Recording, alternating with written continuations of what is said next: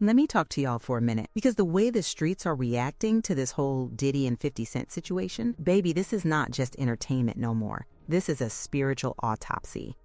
This is a public funeral for a man's reputation that people once worshipped like a god, and now they are watching him fall and saying, good, it's about time. Make sure you like this video right now and get in these comments early. I want to know where you stand as we go through this, because by the time I am done talking, you are going to feel this in your chest. What I am seeing right now is two things happening at the same time.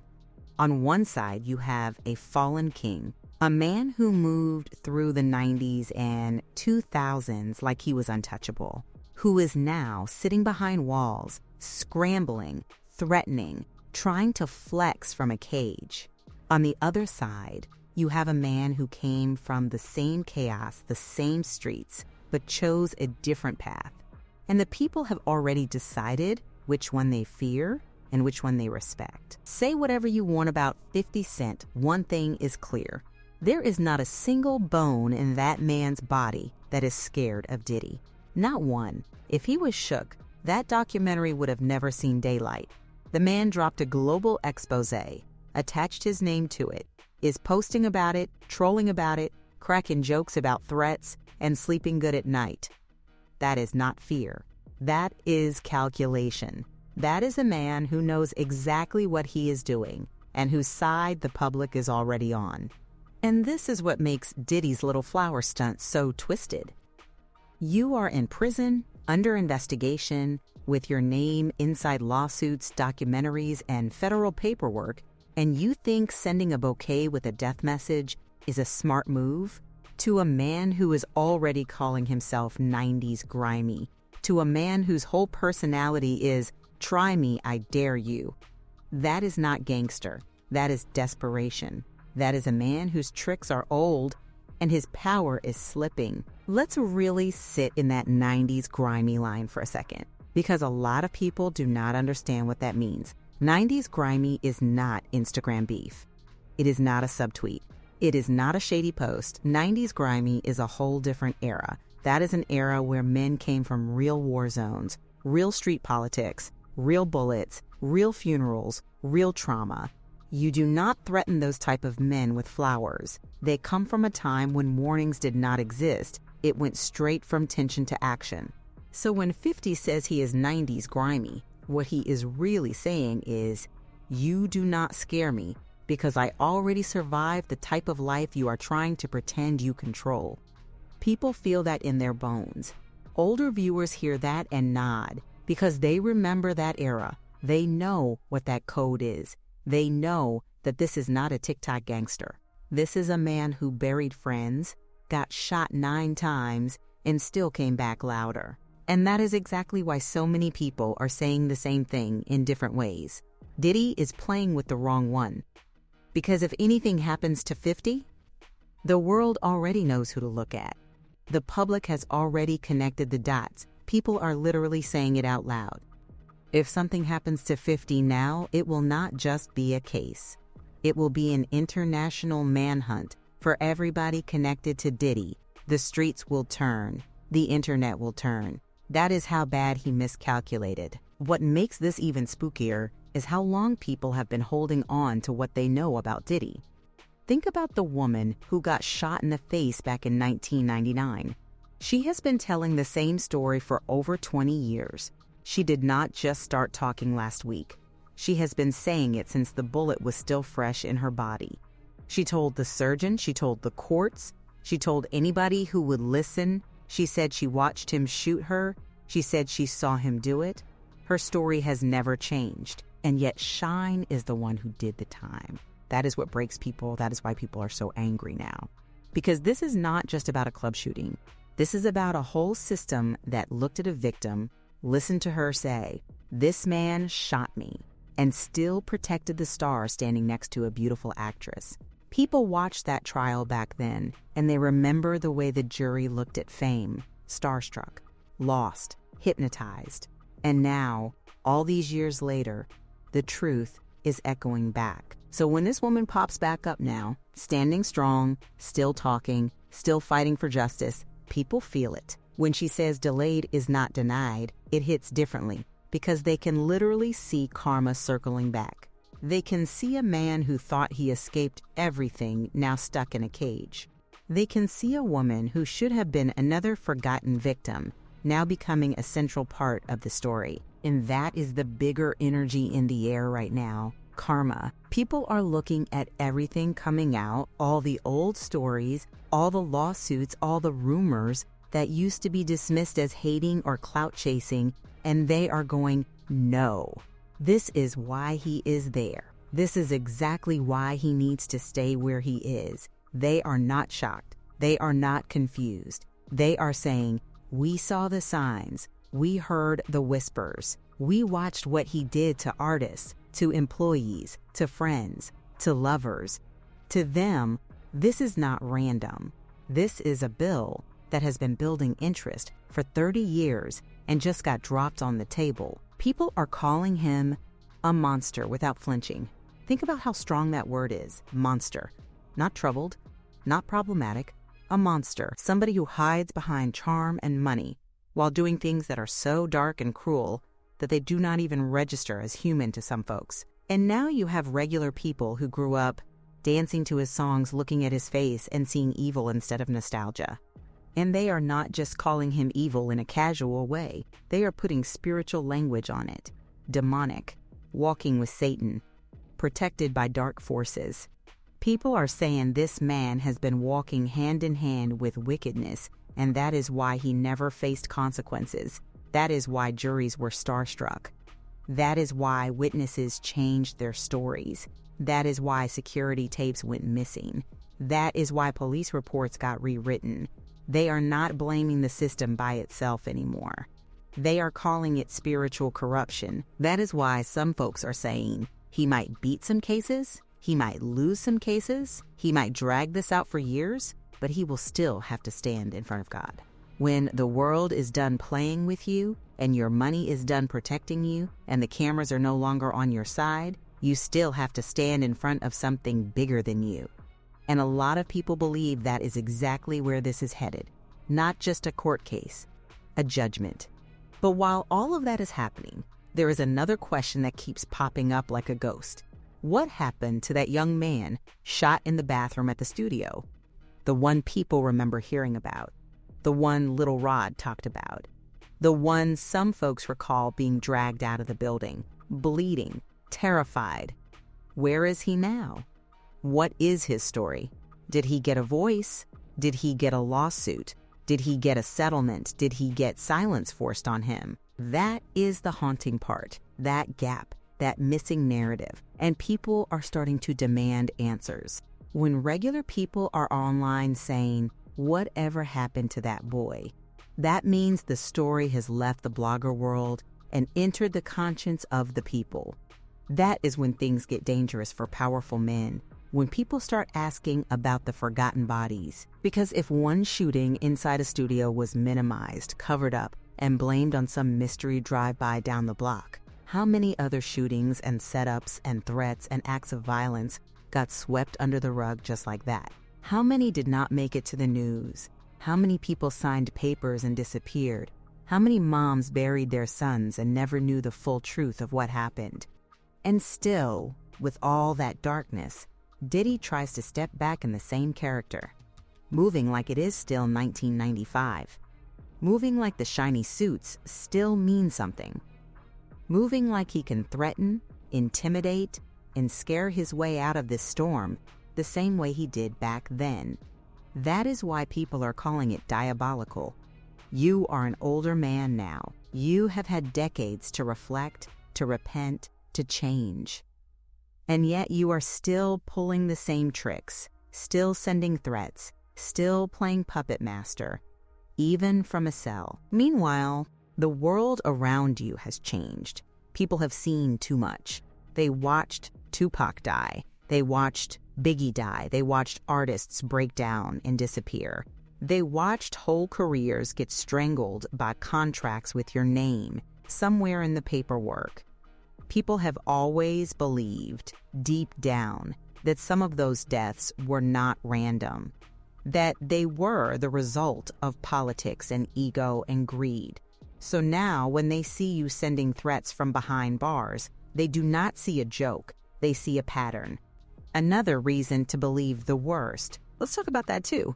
The belief that he was behind certain iconic tragedies in hip-hop. People have felt that in their spirit. For years, they might not have had proof.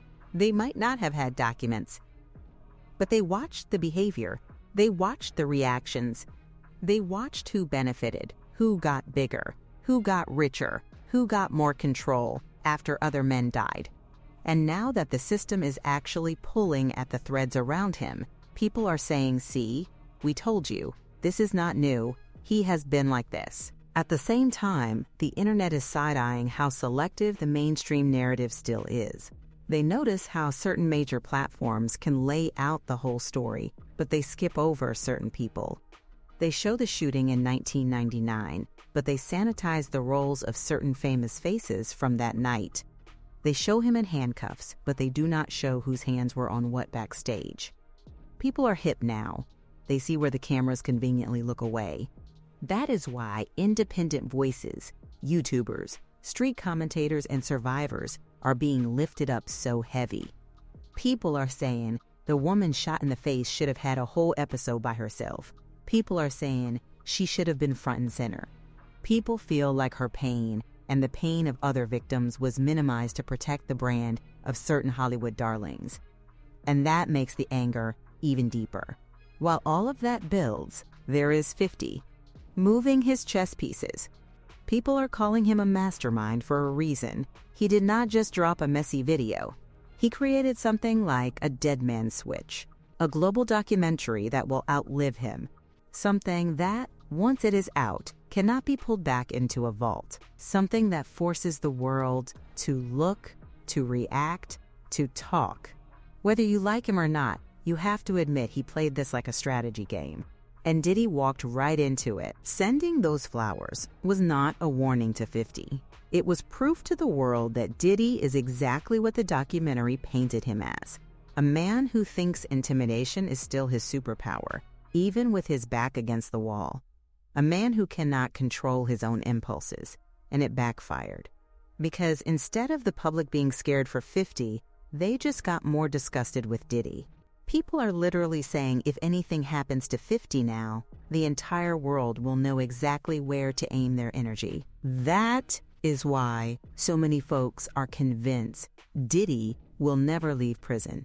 Even if he does not get 100 years, even if he wins some battles, the Fed system does not like being embarrassed. When they decide to make an example out of you, they have patience, they have time, they have resources. And now that there are civil suits, criminal investigations, survivors speaking, insiders leaking, and documentaries circulating worldwide, it is hard to see a path back to freedom for him that does not include some kind of permanent stain. And even if he somehow saw daylight outside those walls again, what would he be returning to? An industry that is done, fans that have turned, artists who will never trust him again, survivors who will never stop talking. People who used to shout "bad boy for life" now making jokes about him never coming home.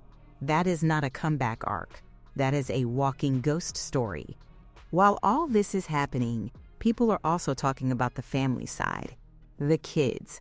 The ones who grew up inside this chaos. The ones who were raised around all this darkness and are now being eyed like they are extensions of him. People are talking about Justin, his identity, and all the rumors about who his real father might be.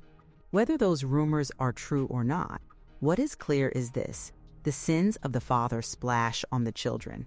The choices of one man bring humiliation, confusion, and danger to kids who did not ask to be born into this storm. And that is what some people are really grieving. Not Diddy, not his image, but the damage he has already done to generations around him. To artists whose careers he allegedly stripped, to families who lost sons, to survivors who lost their sanity, to employees who lost years they will never get back.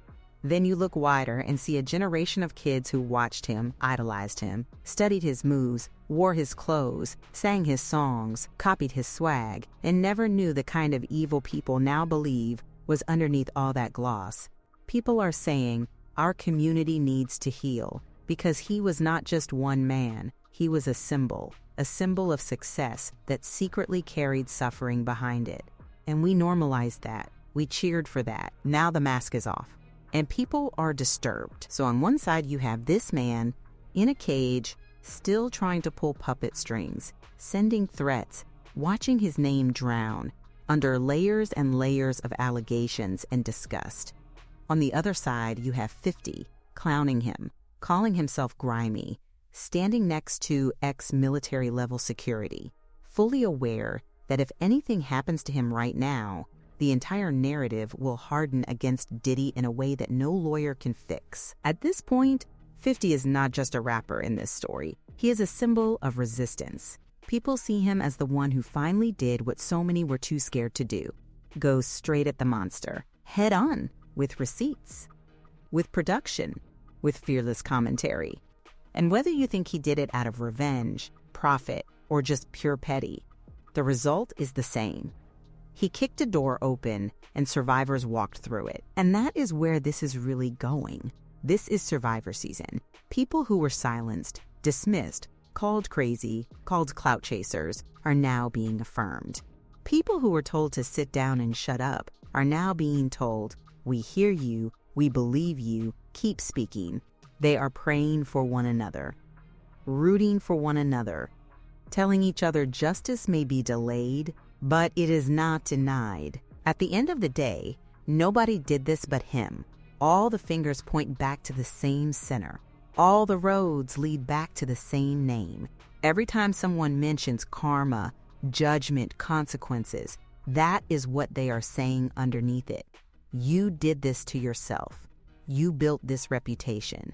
You treated people like they were disposable. You played with lives. You played with spirits. You played with darkness. And now you want sympathy because the darkness turned around and started eating you alive. That is why people are not crying for him. They're watching like, go home, you are done. Not home as in the mansion. Home as in the place where all evil has to sit and face itself eventually. For some people, that is a cell. For some people, that is a hospital bed. For some people, that is a courtroom. For some people, that is a grave. But without repentance, without real transformation, there is no happy ending for a life built like this. So as this story unfolds, remember this. The biggest enemy in this situation is not 50 Cent. The biggest enemy is the truth.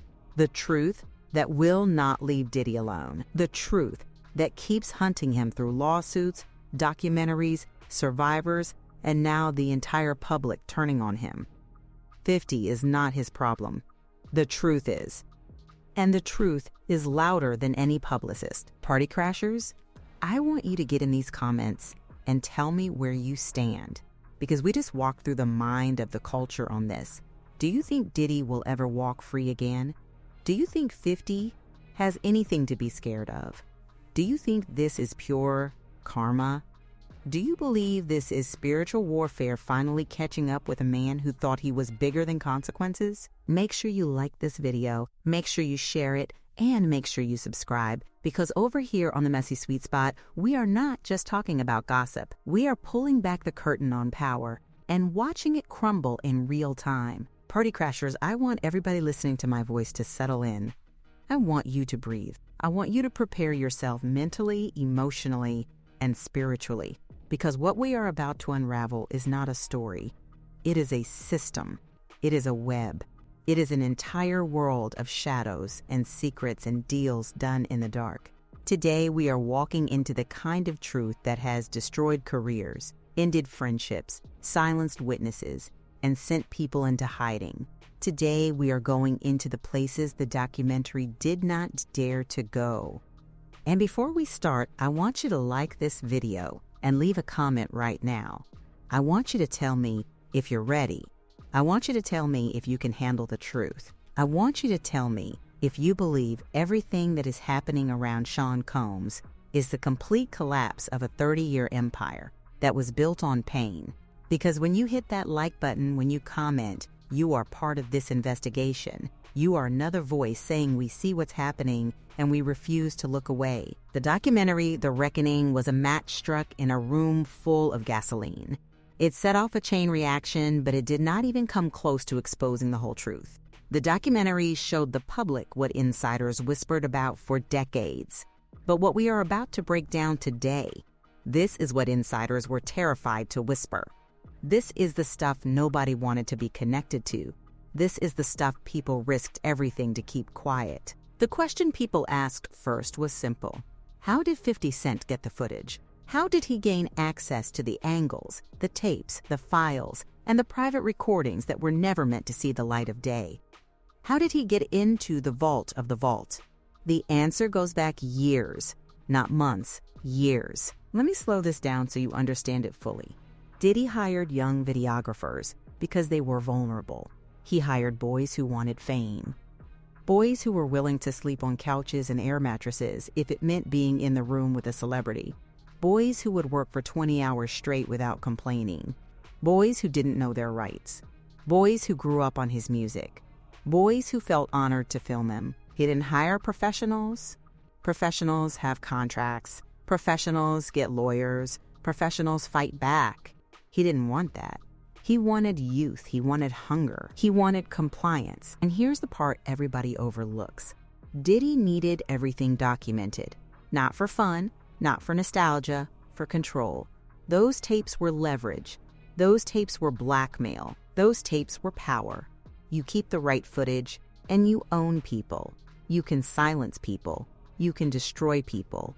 You can force loyalty. For years, people whispered about the secret vaults, the hard drives, the old-school camcorder tapes, the SD cards locked in safes, the rooms in his homes that had no labels, rooms only 2 people had the key to. Everybody thought those were rumors. Then the raids happened. Los Angeles, Miami, Las Vegas, 3 different states, 3 different time zones, 3 different vaults. And every single vault had electronics, files, devices, and recordings no human being should ever possess. But here's where the story goes deeper. When Diddy refused to pay the young videographers, he broke the contract. The moment he broke the contract, he lost ownership. Those boys owned that footage. Those boys, who he had treated like servants, like toys, like disposable workers, suddenly had the upper hand. And they sold it. Not to YouTubers, not to gossip bloggers, to 50 Cent, a man who knows war, a man who knows strategy, a man who knows how to wound without bleeding himself. 50 didn't leak that documentary to entertain people.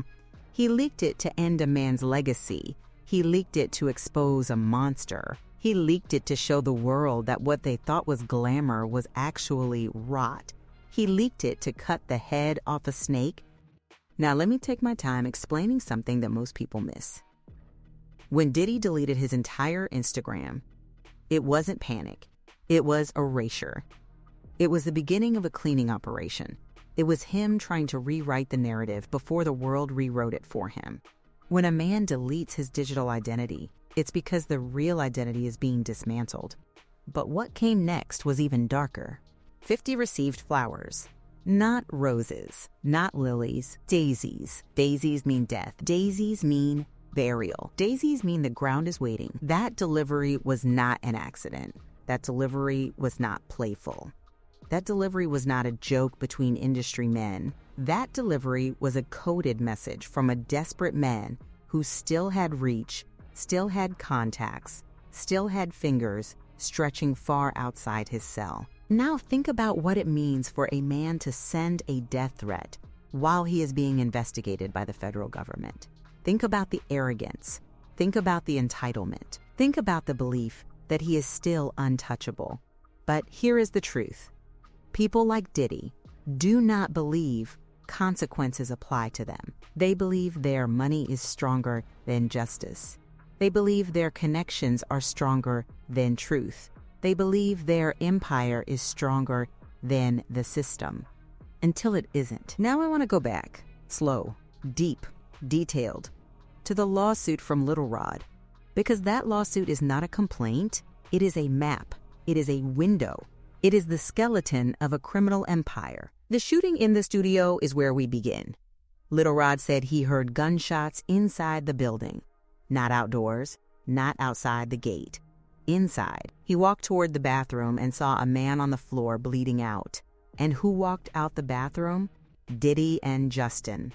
Not scared, not panicked, moving strategically. Little Rod helped carry the victim out. Blood on his clothes, blood on his hands, blood on the studio floor, blood on the walls. And yet when the police arrived, everything was clean. Everything was wiped. Everything was rearranged. Everything was staged. The official story said the shooting happened half a block away. A drive-by. A robbery. A story designed to wash the blood off a billionaire's hands. Do you know how much power it takes to rewrite a crime scene? Do you understand how many people you need to silence? How many phones you need to confiscate? How many NDAs you need to enforce? How many witnesses you need to pay? People think Hollywood is glamorous. It isn't. It is political. It is transactional. It is ruthless. And it is built on the backs of people who never get believed. But the truth always has a timer. Now let's go to the woman shot in the face in 1999. Let me slow this down even more. She didn't get grazed. She didn't get clipped. She got shot in the face with a hollow point bullet. A bullet that explodes inside the body. A bullet that tears through bone. She lived, but she didn't walk away with her old life. She walked away with trauma, surgeries, pain, fear. She told the truth immediately. She told the truth under anesthesia. She told the truth to reporters. She told the truth in her lawsuit. And nobody listened because she wasn't glamorous, because she wasn't famous, because she wasn't rich, because she wasn't trending, because her pain wasn't profitable. But now, her voice is booming. She said he harassed her for years. She said unknown cars followed her. She said her tires were slashed 7 times. 7. The same tire. That is organized intimidation. That is targeted harassment. That is psychological warfare. And let's go deeper, because I want you to see this whole picture. Diddy survived 30 years of allegations, not because he was innocent, but because the industry protected him. And why did the industry protect him? Because he had tapes, because he had leverage, because he had secrets. Secrets from parties, secrets from private jets, secrets from hotel penthouses, secrets from celebrity bedrooms, secrets from politicians. Everybody thought those tapes were rumors until federal agents confiscated them. And do you think those tapes were confiscated because of entertainment? No, those tapes were confiscated because they may contain evidence of crimes. Imagine the fear in Hollywood right now. Imagine the calls being made. Imagine the lawyers drafting statements. Imagine the networks distancing themselves. Imagine the executives moving like mice when the lights come on. This is bigger than Diddy. This is bigger than gossip. This is bigger than the music industry. This is a collapse. Now let's talk about 50 again, because that death threat was not symbolic. It was strategic. It was psychological. It was meant to remind 50 that Diddy still had heavies, still had hitters, still had resources. But here's the twist. When a man under investigation still sends threats, it means he is scared. It means he is desperate. It means the mask is cracking. I want you to listen carefully. The balloons have popped. The party is over. The lights are on. And the people who used to cheer for him are tiptoeing toward the exit. Party crashers, leave a comment right now and tell me what part of this story shocks you the most. Was it the studio shooting? Was it the daisies? Was it the vaults? Was it the woman shot in the face? Was it the harassment? Or was it the way the industry stayed silent for decades? And make sure you like this video, because we will continue following every crack, every leak, every update, and every confession. Diddy's empire is not falling. It is collapsing in slow motion, and we are watching every second of it. This is the Messy Sweet Spot. I am Gigi, and baby, this story is not done. Not even close.